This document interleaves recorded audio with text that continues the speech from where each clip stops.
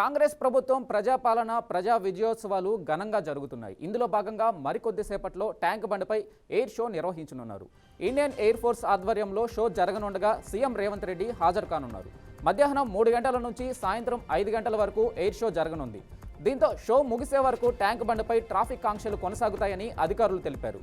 ఈ కార్యక్రమానికి ప్రజలు భారీగా హాజరవుతారని అంచనా వేస్తున్నారు.